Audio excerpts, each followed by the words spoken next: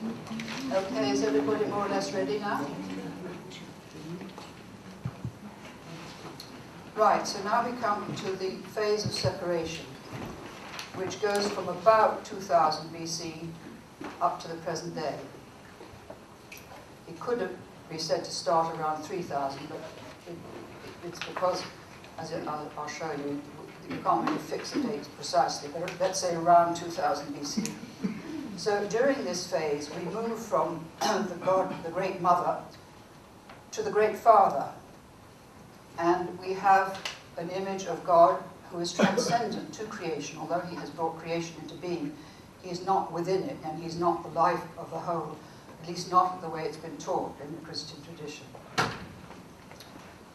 So we have the myth of the fall, which I'm going to come to, in which earth is a place of punishment for primordial sin. And man is no longer part of the divine order because Adam followed Eve and ate of the fruit of the tree of knowledge, and that brought about the fall of man. So this is what I'm going to talk about. There was really an enormous change as we begin to move into the solar era around 2000 BC. One of the most problematic legacies of the solar era is the monotheistic God image shared by the three Abrahamic religions, a paternal image that portrays deity as transcendent to and separate from creation. The effect of this belief was to split nature from spirit. This is why Jules and I wrote The Myth of the Goddess, to show how this split came about and how catastrophic really it's been for us. This belief effectively desacralized the phenomenal world and opened the way to its exploitation. It opened the way to our detachment from it. It led to the fear and repression of the feminine and prevented the emergence of a balanced culture which would have given equal value to each archetypal principle. The developing ego, that is to say what grew into our conscious mind, grew up in the shadow of an image of deity that was utterly different from that of the earlier lunar phase, where the image of the Great Mother embraced cosmos and nature and all life on Earth. The shock to the psyche was immense, and it has never recovered from it. It tore us out of nature, this whole phase of separation. And the ego was like a piece detached from the whole matrix of nature, kind of a piece that is, as it were, floating without any connection to its roots. So in this diagram, I've tried to show in the lunar first phase, which I call the phase of original participation, following a philosopher called Owen Barfield, who wrote a very interesting book called Saving the Appearances. This was the phase when the self, our sense of self, was contained within this cosmic soul or Great Mother. Then in this next phase, the solar second phase, the phase of separation, duality comes into being, duality and polarization. The conscious mind and the instinctive soul are separated. And the universe and God and the world begin to be seen as object rather than something that we're within. It's something that we can look at, we can relate to, but it's something outside ourselves, not something that we are inside. It's quite the opposite, really. And this has led, ultimately, this thing of observing something as different or separate from ourselves has led, ultimately, to the current scientific belief that we live in a dead universe, and that consciousness is the creation of the brain, and that God doesn't exist. This is what it's led to, ultimately, and this is what we're told is the truth, but it's only a hypothesis. By some. Sorry? By some. By some, exactly, by some. But this is the way it's presented, and I think this is the way children learn in school, that there is nothing beyond this life, so to speak. Matter is all there is. So I call this the solar era, and in this era, the masculine archetype assumes a position of importance and dominance in relation to the feminine one. Nature, woman, and body are downgraded in relation to spirit, man, and mind. This was a gradual process, not just sudden from one day to the other. Women come to be seen as chattels, of use only for the purpose of reproduction and the gratification of sexual needs. So this era saw the emergence and the separation of the conscious ego from the matrix of soul, the matrix of the earlier, purely instinctual consciousness. And this gradually created a dualistic split between spirit, which was associated with mind, and nature, which was associated with the body. This whole process was closely related to the spread of literacy, the development of the intellect, and the position of dominance that literacy gave to an elite group of educated and very powerful males. Obviously, the majority of the population was not educated and had no access to education, and this, of course, went on with regard to women for a very long time. So gradually, because of this process of literacy and the spread of literacy among powerful elites, the mind assumed a position of dominance over the body, and man assumed a position of dominance over nature and woman.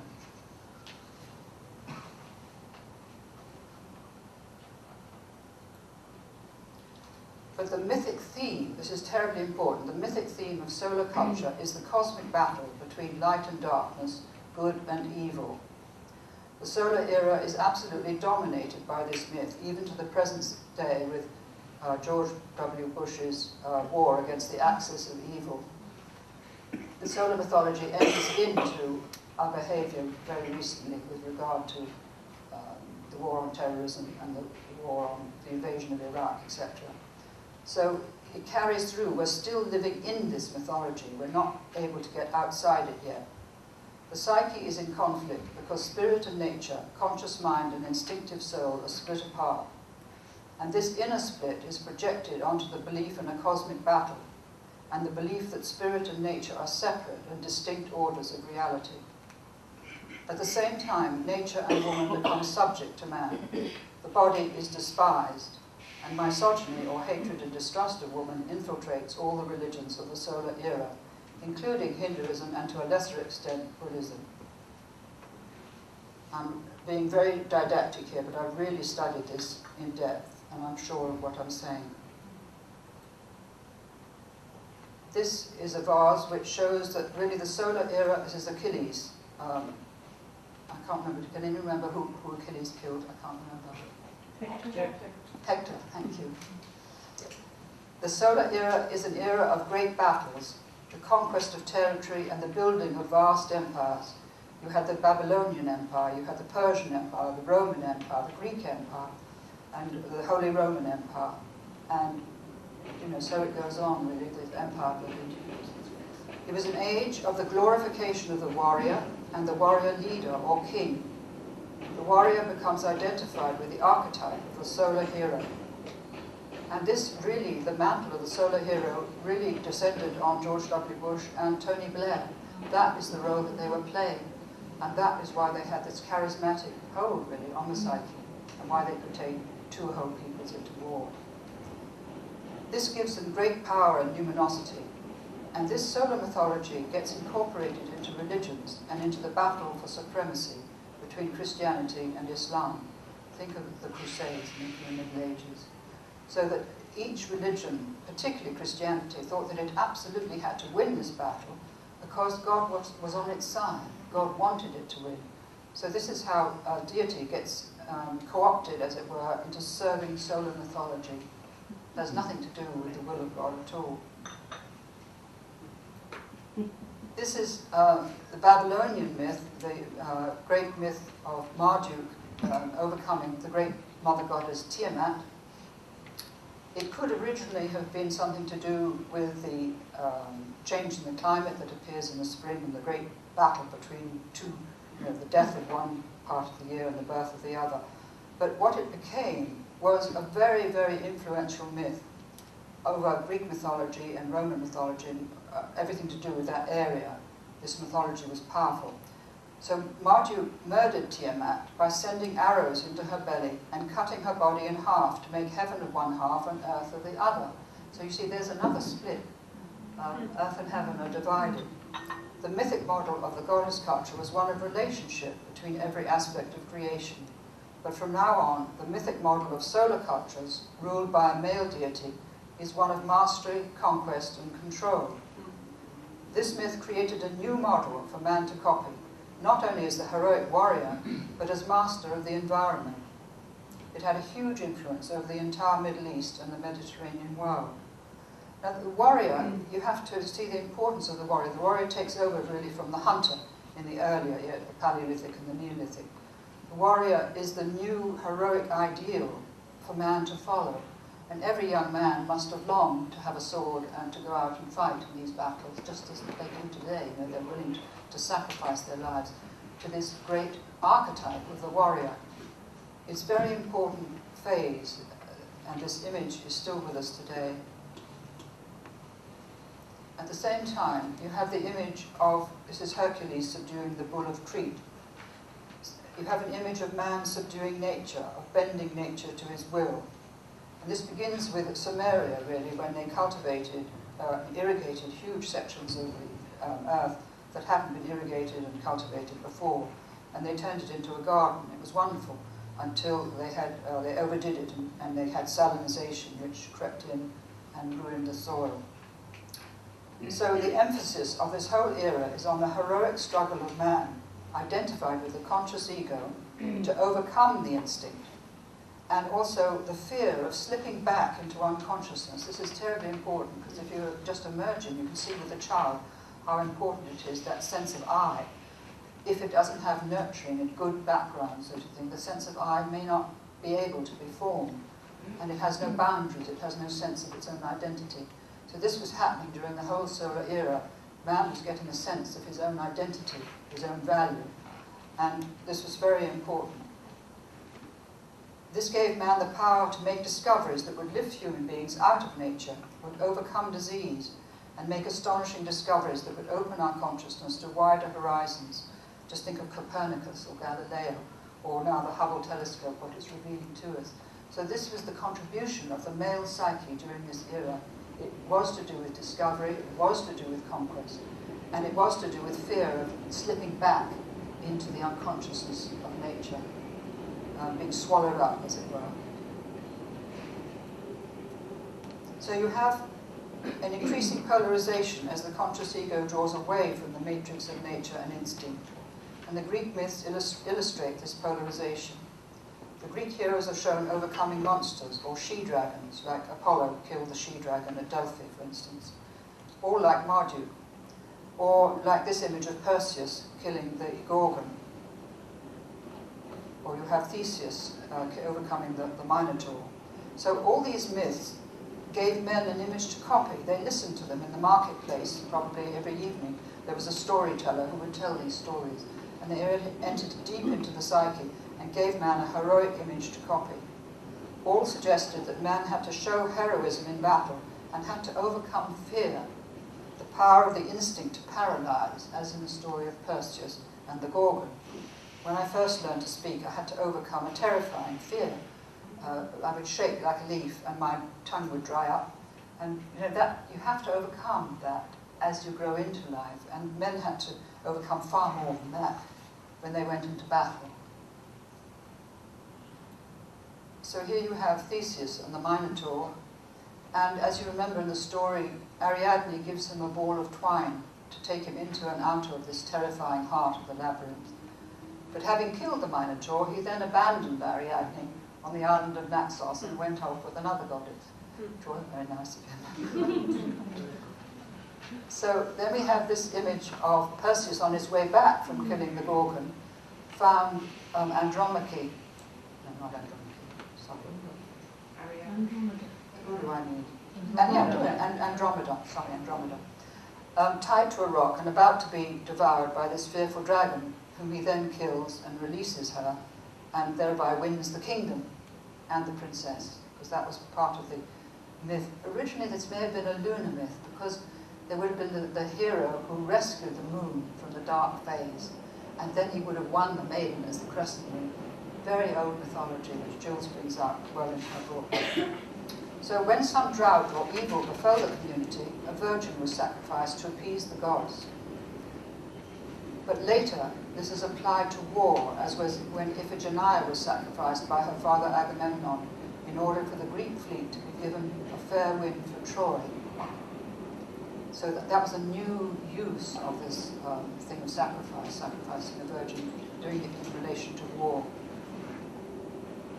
So all through this solar era, you have this image of the hero or the saint fighting the dragon, overcoming the dragon, and always the dragon of evil, because that's what it was. It was good conquering evil. And you find it in the book of Revelation with St. Michael and the hosts of Satan ranged against him. So this myth goes right the way through. It's very deep in the Christian psyche. And it even comes into alchemy. There again you have the hero overcoming the dragon. And if you come to my seminar on alchemy, we'll go into that picture in detail in 6 months' time. So in this final picture of the imagery of the great fight between good and evil, we have the hero bearing down on a rather poor dragon, I feel sorry for the dragon, whose eye is about to be put out. And you have the woman related to the dragon by a lead, which I think suggests that woman still kept the instinctive, the connection with the instinct, so to speak, more than man. Man had to fight and overcome the instinct, but woman stayed more related to it, but was hideously persecuted because of that.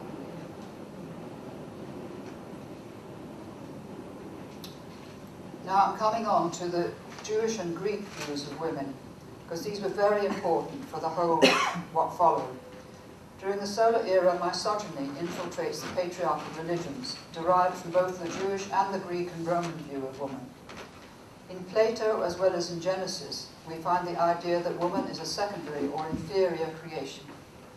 Because of her animal nature, woman is described as a danger and a threat to man, and is also the main impediment to man's relationship with God. Relationship with a woman got in the way of the relationship with God.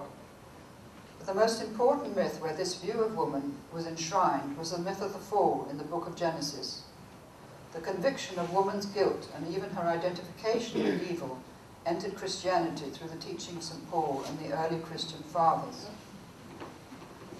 There's a Jewish saying that of woman came the first sin, and because of her we all die, which is in the Old Testament. And that really carries right the way through, this belief that woman really did bring evil into the world and death into the world. So I'm going to show you lots of pictures to do with this myth of the fall. This is a beautiful one by Cranach, which really gives the feeling of what it was like before the fall, this innocence, the connection with the animals, the abundance of the fruit from the tree. There's a feeling of trust there, which disappears later on. There's really no sense, although the genitals are covered, there's no sense of guilt and shame, which comes in later ones. So the myth of the fall of man is the most dramatic and influential myth of the solar phase of separation. If we look at it from the perspective of the evolution of consciousness, the whole myth, telling the story of Eve's temptation by the serpent, the disobedience of Adam and Eve, and their expulsion from the Garden of Eden, can be read as a metaphor that describes the painful stage of the birth of consciousness and our separation or dissociation from the matrix of nature, the Garden of Eden out of which we've evolved. This separation aroused a profound sense of duality in us, as well as guilt and conflict, because we lost the original sense of participation in a primordial and sacred unity. It led to the loss of the sense of connection between this world and an invisible ground of spirit underlying and permeating it.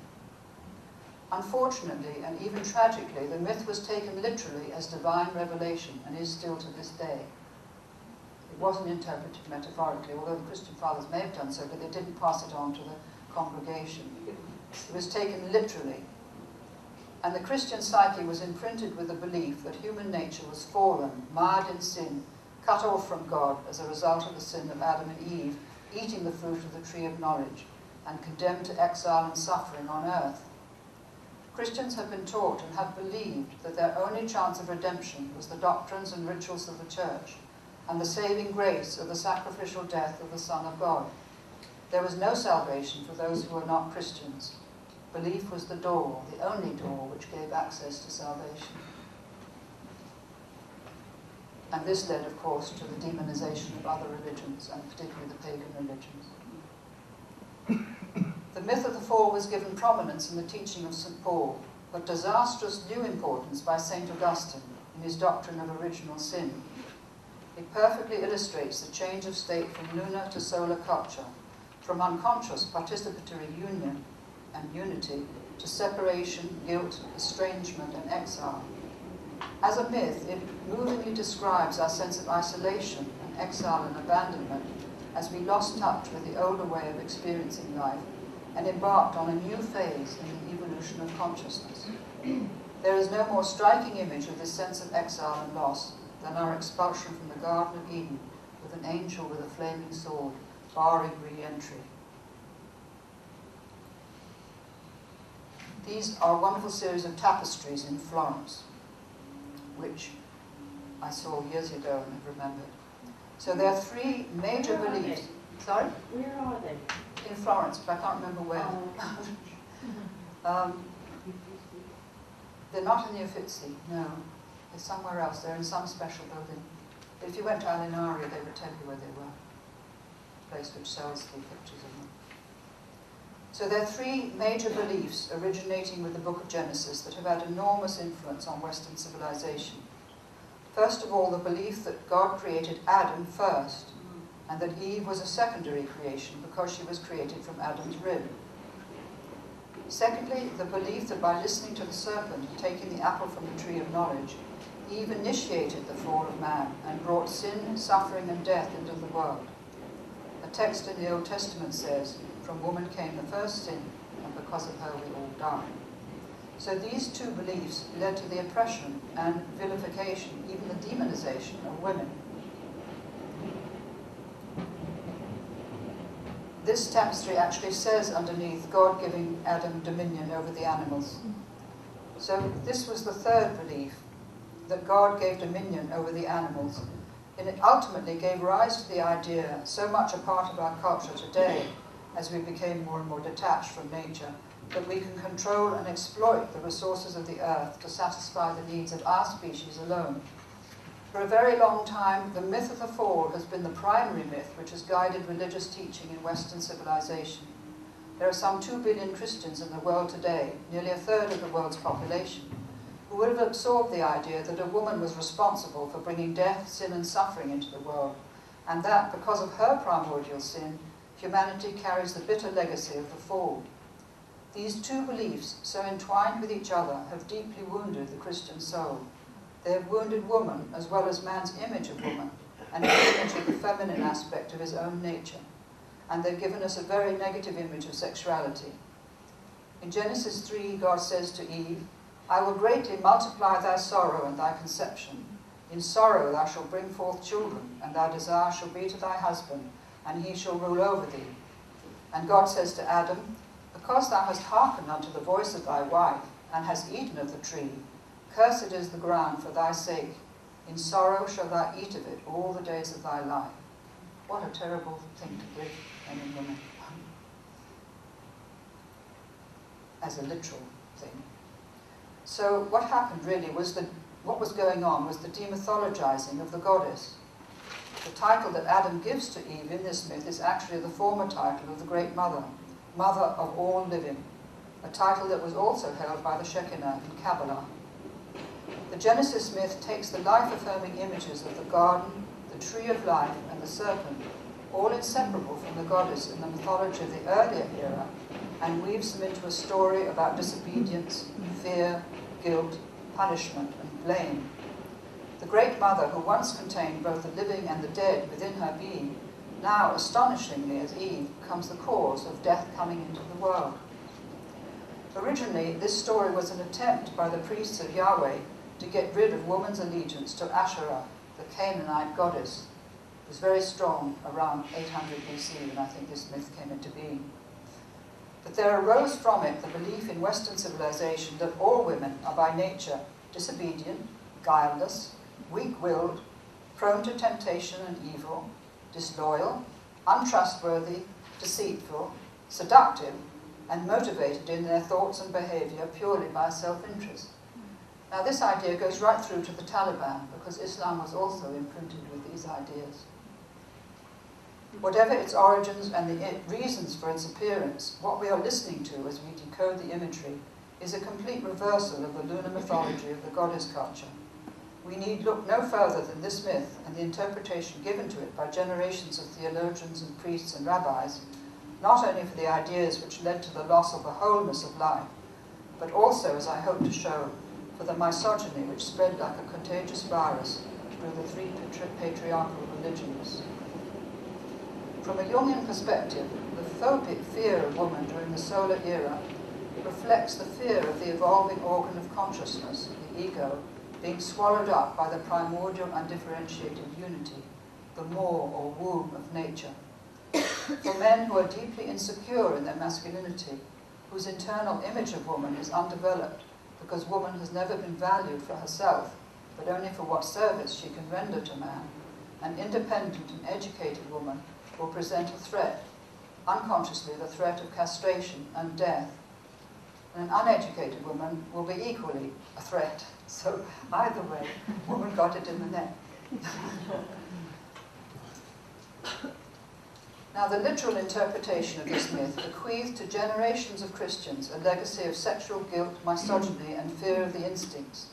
The more I read of the documents of the Catholic and Protestant churches, which reflected this literal interpretation, the more I could see the immense harm that was done to the relationship between men and women in Western civilization. The myth was a major cause of a profoundly negative view of life, and with it a rejection of the world, a turning to the other world rather than an acceptance of this world, and a widening of the solar split between spirit and nature, mind and body, as well as between men and women. Its influence has ultimately contributed to our growing dissociation from nature and our ruthless exploitation of the earth's resources. Since, in this myth, the earth was designated a place of exile, punishment, and suffering, why should we respect it? Since we have been banished to this place of suffering, toil, and death, it was inevitable that we should feel justified in exploiting it for our own benefit, and that we should seek to offload our own sense of guilt and alienation by punishing or blaming others. Coming back to that in a moment. I think that the greatest sickness in Christian culture has been the fear of sexuality, the repression of the instinctive delight in life, and the oppression and enforced subservience of woman. The first mistake in Christian teaching was to split body and matter from spirit and soul. The second was the belief that in order to cultivate the soul, we had to neglect, repudiate, and even inflict suffering on the body. Suffering inflicted on the body was believed by the early Christian fathers to open the path to God. Some people still believe it. Did this myth bring us to a higher, more developed state of consciousness, or did it hold back our evolution? This is a question I put to you all. Did it really assist us, or did it hold back our evolution? This eloquent image sums up what was to be the lot of woman throughout the Christian era until recently, but it also illustrates how we can so easily project guilt and wrongdoing, even evil, onto others, particularly if we carry an unconscious sense of guilt ourselves. In the deep unconscious of the modern psyche, however secular our society, we may still be influenced by this myth. The media are certainly influenced by it. Old beliefs and habits persist long after they are thought to have been discarded. If over many centuries people are indoctrinated with the idea that they are flawed or are born into a state of sin, they will try to get rid of this intolerable burden by projecting their unconscious feelings of badness onto other groups or individuals. These others are then named and attacked as something bad or evil, who need to be punished or eliminated. Listen to the rain.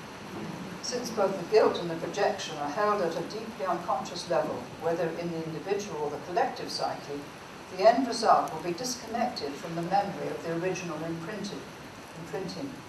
Sometimes, in myself, I noticed, if I'm cross with somebody, I noticed, where are you blaming yourself for something? The minute I'm becoming aware of that, I can see that I'm pushing it out onto somebody else, getting rid of my own feeling of unworthiness or guilt. So, applying this reasoning to the collective Christian psyche, it could be argued that the shadow aspect of Christianity, with its persecution of Jews, Muslims, pagans, heretics, or any group perceived as threatening to the power of the church and its teaching, could be connected with the need to offload the unconscious guilt imprinted on the psyche by the myth of the fall. Our nice video man is called Adam.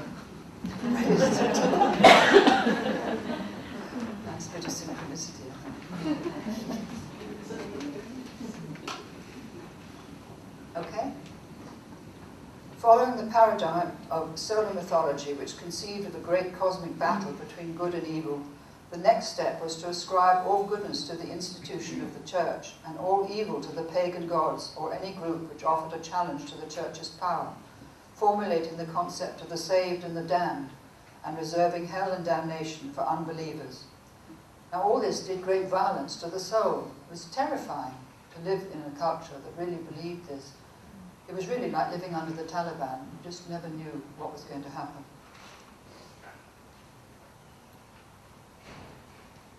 The relevance of these myths to ourselves today is that the deeper layers of the soul, which for many thousands of years have known a life of participation in the life of the earth and the cosmos, through an instinctual awareness of the unity and divinity of life, were now deprived of that experience. The mythology of the lunar era, where all creation was imagined as emerging from the cosmic womb of the Great Mother in a great web of relationships and connections, was suppressed. All traces of animism, the idea that spirit was alive with nature, were eradicated. And the various mystery religions which had flourished under the Greek and Roman empires were suddenly declared anathema. By the end of the 4th century, pagan temples had been destroyed and pagan rites prohibited. And by the end of the 6th, the Platonic Academy in Athens, which had survived for 1,000 years, was closed down. And also the Temple of Eleusis was closed down. So there was a tremendous break with the past. Here you have an image of Mary bringing redemption through the sacrifice of her son on the left-hand side of the picture. And you have Eve bringing death, the skull up in the tree, on the right-hand side of the picture. So this is the contrast between two forms of the feminine, two forms of women. The repudiation of the image of the goddess, and with it the significance and influence of a feminine dimension of the divine, was devastating because a vital thread of connection to the past was severed. Whereas the Egyptian, Sumerian, Greek, and Roman goddesses had given men and women clearly defined images of different aspects of the feminine to which they could relate, Christian culture only offered 3 role models of the feminine: Eve, the Virgin Mary, and Mary Magdalene, as well as, of course, the saints, the women saints. There is a fundamental split between the soul, personified by the Immaculately Conceiving, and from the Papal Edict of 1854, the Immaculately Conceived Virgin Mary, and the body, represented by the carnal Eve and Mary Magdalene, the fallen woman. It is through the far-reaching influence of this myth that we lost the wholeness of our being between the body, the despised body, and the elevated, pure soul, so to speak, everybody trying to be pure and good. We lost the wholeness of our being and the awareness that the totality of the soul must include instinct and the life of the body. It's not something that's just spiritual. The whole life of the body has to be included in that spirituality. So the myth of the fall had a terrible effect on the early Christian fathers. Really dreadful. What leaps out from their writings in the early documents of the church is their absolute obsession with the sin of the fall and with sexual guilt. As I read with mounting incredulity what they had written about this myth, I said to myself, what on earth was the matter with them that they were more concerned with sexual guilt than with the teaching of Christ? Many of them were lawyers, and all were brilliantly gifted men in an intellectual sense. All were very highly educated men. All were convinced that the sexual instinct was the main impediment to spirituality, and that their sexuality had to be sacrificed in order for them to be acceptable to God. One of them, Origen, castrated himself. All of them had a phobic terror of what they call the dark hole between feces and urine, and the uncleanliness of the womb, and the parts of shame. These are literal, they're not made up by me, they're in the books. All, like Plato, regarded the body as the prison of the soul, and identified men with spirituality, and women with carnality and the animal instincts. Nowhere is the pathological dissociation between soul and body in the religions of the solar age more clearly revealed than in the writings and the endless theological debates of the early Christian fathers. In the 3rd and 4th centuries, Christian theologians began to speak out against women holding any priestly office, or even speaking in debates in church, as they had done in the early Christian communities. In the first 150 years after Jesus' death, people met in the houses of rich and influential women, and then gradually built small churches, and the churches then got larger and larger. And it was then, when they were really large, that these people began to speak up against women, because women had held priestly office. They had healed the sick in the early churches and in the small communities. So once again, as in Greek and Jewish culture, women were to be confined to the home and could hold no public office. Their primary role was to accept the rule of chastity, silence, and obedience, and to copy Mary's example of humility. As Irenaeus, a bishop who in the 2nd century, said, Eve, by her disobedience, brought death on herself and on all the human race, but Mary, by her obedience, brought salvation. So a woman had to be obedient in order not to be identified with Eve. Notice the face of the serpent as a woman there, which appears quite often in these paintings. Now, there was a man called Tertullian, a theologian and a prolific writer living in North Africa, who became one of the most vociferous critics of women holding priestly office. Following the instructions of St. Paul, he said, "It is not permitted for a woman to speak in the church, nor is it permitted for her to teach, nor to baptize, nor to offer the Eucharist, nor to claim for herself a share in any masculine function, least of all priestly office." Tertullian addressed women directly in one of the most virulently misogynistic passages that have come down to us. And I'll read it to you, awful as it is.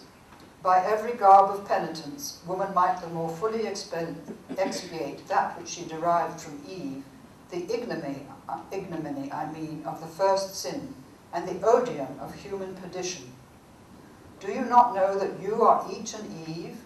You are the devil's gateway. You are the unsealer of that forbidden tree. You are the deserter of the divine law. You destroyed God's image, man. On account of your desert, that is death, even the Son of God had to die." So, I thought I'd read that to you. St. Augustine's moving confessions, begun around the year 400 AD when he was 46, are saturated with a profound rejection and distrust of his body. In psychological terms, the will of his conscious mind, dedicated to God, was forcibly imposed on his instincts, with disastrous consequences not only for himself, but for generations of Christians as well. Influenced by Plato, who associated the body with the irrational lower instincts, he believed that sexuality was in itself a mortal sin. Projecting his own profound sense of sinfulness onto the hapless body of the whole of humanity, he believed it was a mass of sin, a massa peccati, as he called it, and that the state of original sin meant that not only do we arrive in a state of sin when we are born, but that we are incapable of refraining from sinning. He saw the whole human race as the multitude of the damned because of original sin. From this miserable state we can only be rescued by the grace of God, and then only those who are predestined to be so rescued. This goes right through to the rapture today, and the belief that only some will be taken up to heaven and the rest will perish in a great bloodbath. It goes straight back to St. Augustine. Jesus never said anything of this sort at all. Augustine, I should tell you, he had a relationship with a woman for about 17 years and had a son by her, who was called Deodonatus, given to God. And he sent that woman back to North Africa after 16 or 17 years because his mother wanted him to marry a Christian woman. It's a big complex coming up here. And anyway, she was sent back. Nobody knows what she felt about this. Nobody knows. He deeply sorrowed. He was in a deep state of sorrow because he did love her, and he loved his son, the product of this union. But he felt that he was called to this life of celibacy, and he didn't marry the woman his mother had chosen for him. He chose the celibate state. and he put his partner away from him, and the son died within a year of this happening. And I often wonder what grief he may have held at having his mother sent away to North Africa. Anyway, that's just an aside. So St. Augustine struggled desperately to understand where evil came from, and because he believed that God must be wholly good and incorruptible, he concluded that evil must come from man, principally from his corruptible body. From St. Augustine's profound conviction of his own sexual sin and guilt came the formulation of his doctrine of original sin, which entered into the Catholic Church, as many of you may know. Through this doctrine, the love of God and obedience to him were placed in opposition to the instinctive life of the body. Chastity and sexual abstinence were believed to restore the lost sense of unity. Truly by continence are we bound together and brought back into that unity from which we were dissipated into a plurality. So instead of healing the split within the psyche, it was projected onto being spiritual and not carnal.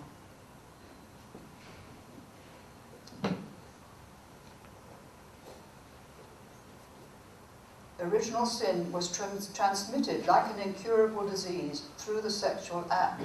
I didn't know this until I really began to go into all this. So it was best not to have sex lest one transmitted original sin to the next generation, to one's children. Can you imagine such a doctrine? Adam's sin had corrupted the whole of nature and made it subject to death, but the entire sorry story was initiated by Eve. In the City of God, he wrote that from the moment of the fall, the flesh began to lust against the spirit. With this rebellion we are born, just as we are doomed to die, and because of the first sin to bear in our members and vitiated nature, either the battle with or the defeat by the flesh. This is solar mythology at its most extreme. So in order to be good, you had to renounce the flesh. Otherwise, you were tainted with the sin, really. It is not difficult to imagine the effect of this Christian belief on the sexual relations between men and women. Even a man's passionate embrace of his wife was deemed to be adulterous and sinful. Nor is it difficult to understand that it was Augustine's savage crucifixion of his own sexual instinct and his very passionate nature, because he loved women in his early youth, which gave rise to his distorted view of human nature and his explanation of the origin of evil. These ideas, which reflected and confirmed those imbibed by Roman as well as Jewish culture, entered into mainstream Christian teaching and were responsible for an enormous amount of suffering for woman, whose inferior and animal sexual nature came to be seen as the main impediment standing between man and God. Only by repudiating her sexuality and renouncing femaleness could she become acceptable to God. If she was a virgin and stayed a virgin, that was fine.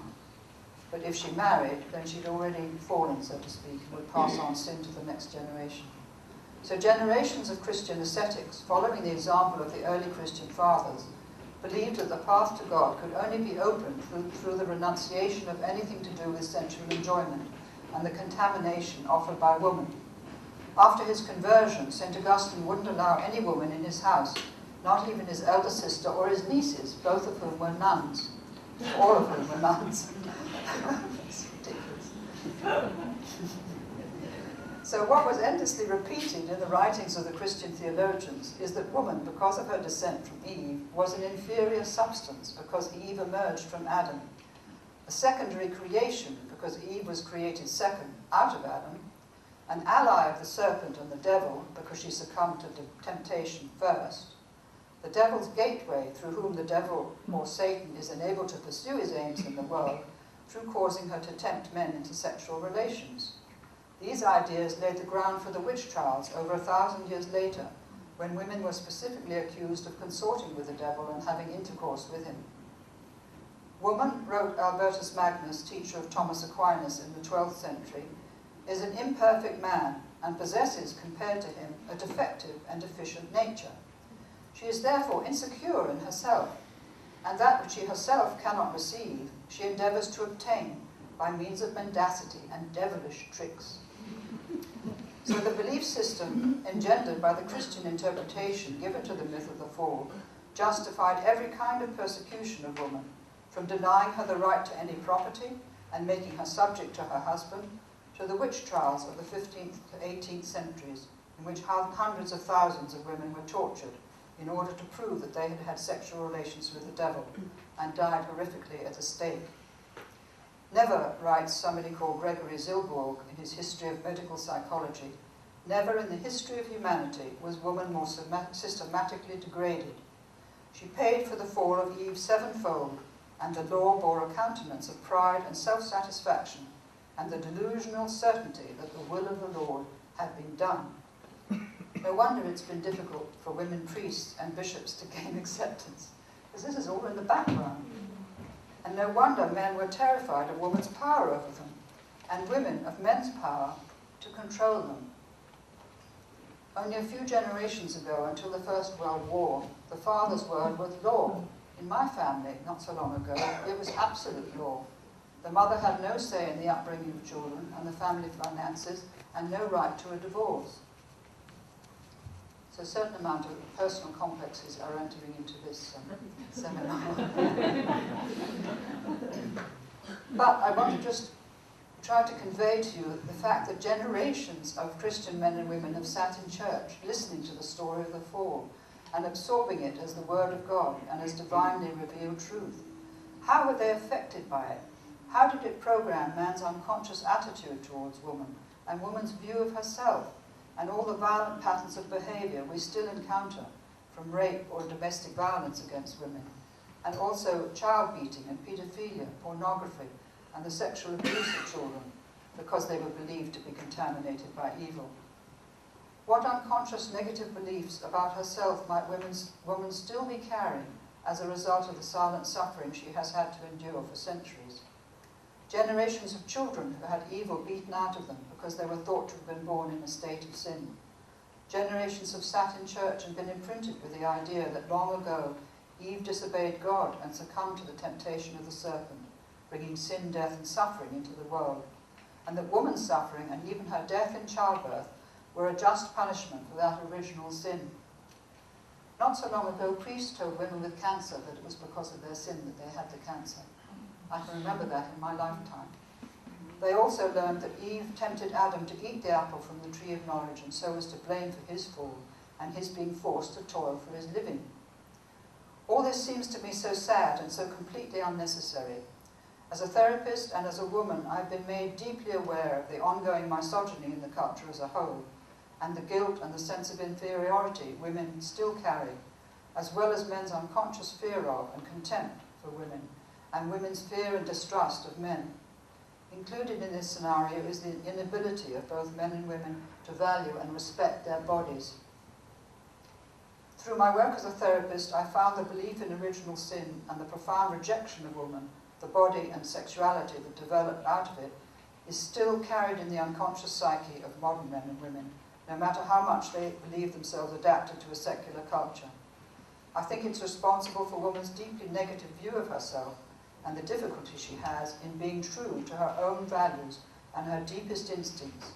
Now, I know that things have changed tremendously in the last 50 years and that everything is now open to women, but I still, as a therapist, I have woman after woman coming to me saying, I don't know why, I have no belief in myself, no trust in myself, I don't trust my feelings, I don't know, what to do, sort of thing.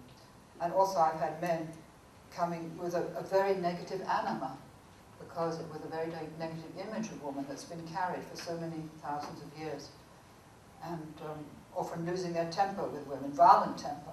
I had one client, very violent temper, which reached down to this belief that he had to control his wife.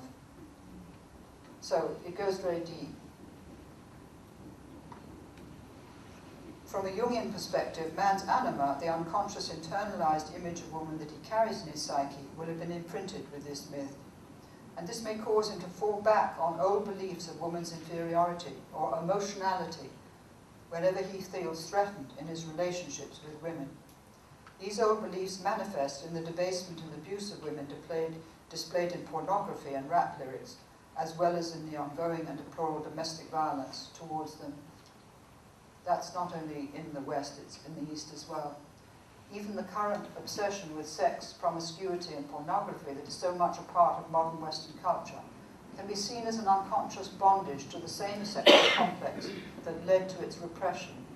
It's inflicted a devastating wound on the Christian psyche. It's a powerful thought form or complex that has not been recognized and addressed, and therefore cannot be transformed, because until we make it conscious, we can't see it in our own lives and the way we may be behaving. Just when it seemed as if Christians might be emerging from the stranglehold of this complex, fundamentalist branches of Christianity are regressing into it. President Carter recently announced his resignation from his Baptist church. This was printed in The Observer.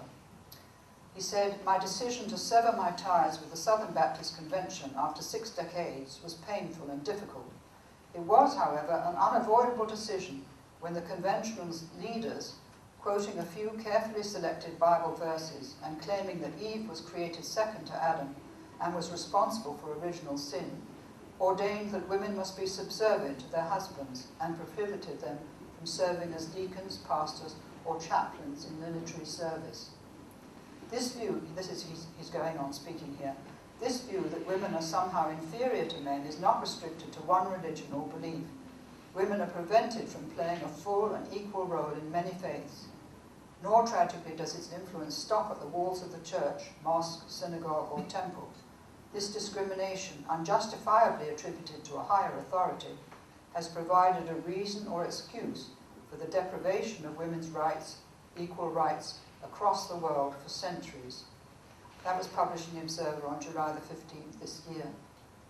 So there you are. I mean, it's spread wherever Christianity goes, it's taking this myth with it. And I worry about Africa and the treatment of African women who are so subject to their husbands and are really so punished by their feminine self, really, being women in the first place. So I think we can see, at least I hope we can see, that set against the background of the cosmic battle between good and evil, the two powerful myths of the solar age, the myth of the fall and the doctrine of original sin, split nature from spirit and body from soul, and led to a radical imbalance between the two archetypal principles in Western civilization. This is the last slide by Michelangelo.